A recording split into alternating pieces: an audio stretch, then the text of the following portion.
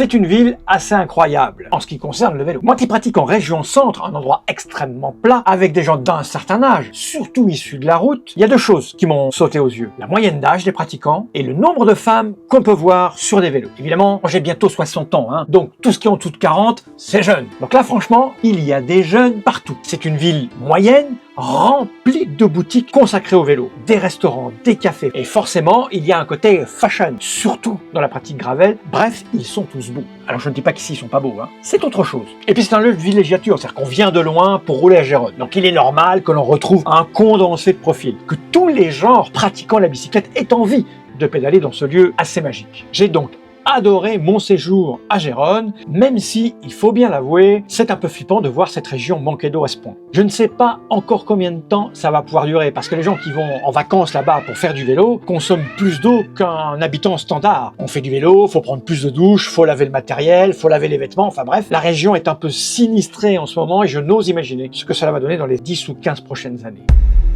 J'ai adoré ce format de course. 3 étapes, une courte chronométrée en prologue, une étape avec des sections chronométrées, extrêmement agréable. Et puis pour finir, cette longue étape de 120 km, parfaite. Organisation extraordinaire pour un prix de 180 €, je crois, plein pot. Vous aviez les 3 courses, vous aviez les ravitaux, vous aviez le repas une fois arrivé. Bref, un rapport qualité-prix inégalable. Ce qui était assez amusant, c'est que c'était une vraie course, donc un niveau très élevé. Mais il n'en demeure pas moins que l'on peut aller sur un tel événement en se retirant de la tête la compétition. Oui, je l'ai pratiqué sans tenter de faire un résultat. J'ai pas roulé non plus les mains dans les poches, j'ai un peu appuyé de temps en temps. Enfin, j'ai fait comme d'habitude, quoi. J'ai tout géré pour aller jusqu'au bout et j'ai pris un panard absolu. Surtout le deuxième jour avec les sections chronométrées, puisque entre deux sections chronométrées, on pouvait discuter avec les camarades, on pouvait échanger, on pouvait se marrer, on s'attendait. Et puis arrivé au début d'une section chronométrée, paf, ceux qui ont envie de faire la course, ils partent, vous y allez tranquillou, vous prenez pas de risque, vous n'emmerdez personne et on se retrouve tous à l'arrivée. Ça, c'est vraiment cool.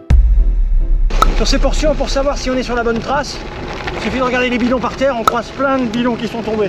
Eh bien, c'est extrêmement simple, c'est une course, donc ça roule très vite. Ça roule parfois en paquet, donc on n'a pas le temps de voir vraiment où on met ses roues, on fait confiance à la personne de devant, et parfois on se prend des trous, donc forcément, à la vitesse à laquelle on va, paf, ça tape, si le bidon n'a pas été bien mis, bim, il se barre, il est par terre, et on va certainement pas s'arrêter pour récupérer un bidon qu'on a fait tomber quand on fait la course. On fonce. C'est simple, on est invité par Specialized. Au début, nous étions invités pour essayer des vélos électriques, des Gravel, le Créo 2. Mais quelques jours avant le départ, ils nous ont expliqué qu'ils n'avaient pas assez de vélos pour tout le monde. Donc, on s'est rabattu sur des Diverge. Alors vous allez me dire, oui, mais t'as un Diverge, pourquoi t'as pas amené le tien? J'y allais en train et je dois avouer qu'amener son propre vélo en TGV, c'est un peu pénible. Donc le mieux, c'était que Spe, comme ils sont pas très loin, ils sont à Valence, amène des vélos, on arrive là-bas, ils nous les règlent et on part tous avec le même. Et puis l'idée amusante, c'était d'essayer un Diverge qui n'était pas le mien, mais un modèle 2 ou 3 gammes en dessous. Et j'en ai tiré quelques enseignements, j'y reviendrai. Oui, sur la deuxième épreuve chronométrée, quand j'ai mis 1h21 pour faire 80 km, c'est juste parce que les 1h21, c'était le cumul des 2 sections chronométrées. J'ai mis un peu plus que ça en vrai.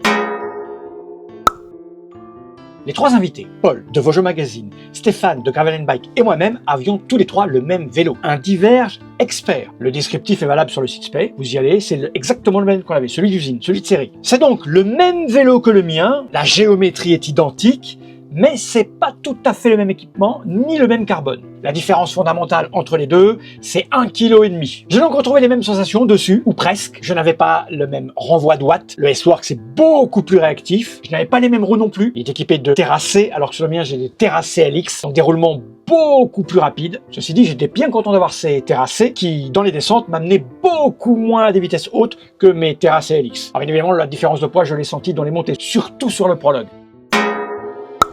En ce qui concerne les vêtements qui étaient dans le carton et qui nous ont offert, il y en avait beaucoup trop pour que je puisse rentrer dans les détails là en quelques minutes. Je vais donc probablement faire une vidéo complète sur ce matériel, surtout qu'à l'intérieur, il y avait quand même le nouveau casque, le Propero, et quelques vêtements confortables, pas mal intéressants. Voilà sur quoi je roule. Il y a 2 solutions pour ces vélos. Ils vont peut-être aller de magasin en magasin pour être mis à disposition afin que de futurs clients puissent les essayer. Et puis ils finiront par être vendus à un prix intéressant. Soyez attentifs aux offres qui peuvent être faites dans vos magasins. Ah, ça fait mal au bras. Oui, il y avait un amortisseur sur le cintre, mais quoi qu'il arrive, c'était tellement cassant qu'au bout d'un moment ça fait mal. C'est-à-dire que si j'avais pas eu l'amortisseur, j'aurais eu encore plus mal. Et puis je n'ai pas peur d'avouer que dans les descentes, je suis plutôt trouillard et que donc je suis crispé. Je suis vraiment tout tendu au niveau des bras, du coup ça me fait plus mal que quelqu'un de normal. Ouh là, on est passé dans pas mal de shops. Allez, allons-y, je vais faire une petite liste là maintenant. C'est magnifique. Alors j'avoue que j'ai pas prêté attention vraiment aux endroits pointus. J'étais pas seul, on était en groupe, nous avons passé notre temps à discuter, à nous promener, à échanger. J'ai pas vraiment noté tous les endroits, mais où que vous alliez là-bas, vous trouverez partout des endroits excellents. Des traces, il doit y en avoir à foison partout, c'est juste magique partout. Oui, c'était censé être une course. Évidemment que ceux qui avaient la prétention de gagner cette course allaient optimiser leurs chances avec des vélos ultra légers et très rapides. Ce qu'est le crux. Il a été inventé pour ce genre d'épreuve. Mais l'idée de Spé, c'était de nous inviter pour que l'on puisse mettre en avant les diverges. Deuxièmement, j'imagine que mes camarades, surtout Paul le plus jeune, auraient fait un carton plein sur le crux, mais moi, avec mon âge, et Stéphane, même s'il est plus en forme que moi, il a un certain âge, on est plus confort sur les diverges. Donc le choix du diverge, c'était un choix de Spé. J'aurais adoré essayer un crux, mais pas sûr que mon organisme ait accepté de rouler là-bas dans ces conditions avec un crux. C'était vraiment cassant. Ça fait plus de 50 ans qu'on nous prévient qu'on court à la catastrophe et que là, la catastrophe, on la touche du doigt. L'Espagne est mal barrée, le sud de la France est mal barré, l'Italie est mal barrée. C'est terrible ce qui se passe là-bas. Effectivement, je n'ai pas besoin de Spé pour m'acheter du matériel. Mais qui refuserait une telle invitation? C'est pas tant une question d'argent là. Je vais pas refuser parce que j'ai les moyens de me payer un voyage à Gérone. Alors quel est leur intérêt de nous inviter et de nous offrir tout ça? L'intérêt, c'est le marketing et la communication. Je vais donner un exemple politique. Tous les partis, au moment des élections d'importance, vont sur les marchés distribuer leurs tracts. La plupart des gens sur les marchés ne lisent même pas les tracts. Ils les prennent, ils les regardent, ils les déchirent et ils les jettent. On pourrait se dire, cela ne sert à rien. Mais imaginez maintenant que la moitié des partis politiques n'envoient plus de militants distribuer des tracts sur les marchés. Que va-t-il se passer? Les gens vont se rendre compte qu'un tel n'est pas venu, alors qu'un tel est venu, et ils vont en déduire qu'il y a un parti qui fait attention à eux et pas l'autre. Pire, ils vont peut-être se dire que, en vérité, il n'existe que les partis qui sont venus leur parler, que les autres sont inexistants. Donc en gros, si vous ne faites pas acte de présence, vous n'existez pas, vous n'existez plus, vous existez moins. Donc les marques ont tout intérêt à exister. En bien, en mal, vaut mieux en bien pour elles, il faut exister, il faut montrer qu'on est là. Donc toutes les marques ont un petit budget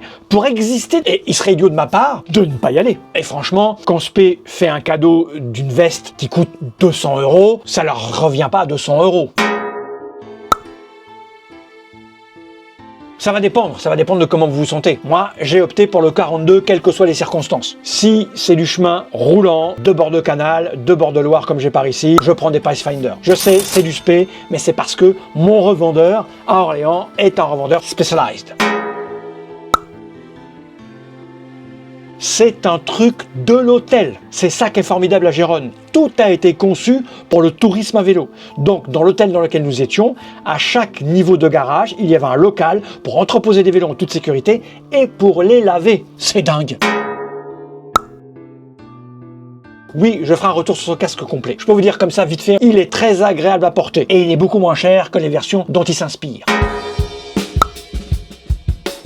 Pourquoi avoir fait à un moment le choix de Specialized? Souvent on considère que je suis un vendu à la marque, je suis un fan de la marque. Je ne suis pas un fan de la marque. Bien évidemment, maintenant que j'y ai goûté, maintenant que j'ai des atomes crochus, des liens avec eux, j'aime beaucoup ce qu'ils font. Mais je vais vous dire comment tout cela a commencé. En vérité, je fais du vélo depuis très longtemps dans la région centre. Et je connais un vendeur que j'ai rencontré quand il avait 18-20 ans, qui maintenant en a 45, et qui tient une boutique. Donc j'aurais très bien pu aller acheter mon vélo dans sa boutique. Le problème, c'est que je suis cycliste ou piéton. Je n'ai pas de voiture. Quand j'ai décidé de m'acheter un vélo, j'ai regardé quel était le vélociste le plus facile d'accès pour moi. Et il s'est trouvé que ce magasin Specialized est au bout de ma ligne de tram. En gros, quand j'ai un problème, je peux aller déposer mon vélo là-bas et rentrer en tram. Et pour aller le récupérer, je prends le tram, je marche quelques centaines de mètres, je prends le vélo et je rentre à vélo. Alors que mon camarade qui tient une boutique, Vélo Alto pour le nommer, je suis obligé de prendre le bus et je ne me vois pas prendre le bus plus avec mon vélo. Enfin, les transports en commun pour aller jusqu'à lui sont pas les meilleurs. Donc, si j'ai pris SP, c'est parce que c'était un confort pour moi, pour aller faire des tas de vérifications, pour aller faire de l'entretien, etc. Bien évidemment, avant d'acheter un SP, j'ai étudié la question. J'ai pesé les pour, j'ai pesé les contre, j'ai vérifié si les vélos étaient bons, pas bons, etc., les compétences du magasin, et tout matchait. Après, si mon vélocyste avait été mauvais, et puis que le vélo a été mauvais, j'aurais changé. Mais il se trouve que les vélocistes sont de confiance, ils sont très bons, ils sont sympas, c'est quasiment devenu des camarades, puisque je sors faire plein de sorties avec eux, y compris avec les mecs de SP. Je m'entends très très bien avec Hervé Loy, qui est le représentant commercial de SP dans la région centre. Bref, c'est plein de micro-éléments qui font que je reste chez SP. Imaginons que je change de région et que le magasin de proximité ne vend pas du SP, mais une autre marque, avec des vélos tout aussi bons et un SAV et des techniciens, des mécanos aussi bons que ceux que j'ai chez Pilorget actuellement, je changerai de marque.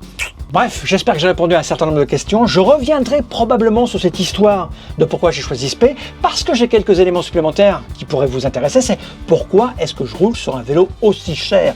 Et oui, là aussi, il y a une raison. Il y a même plusieurs raisons, dont certaines pourraient vous surprendre.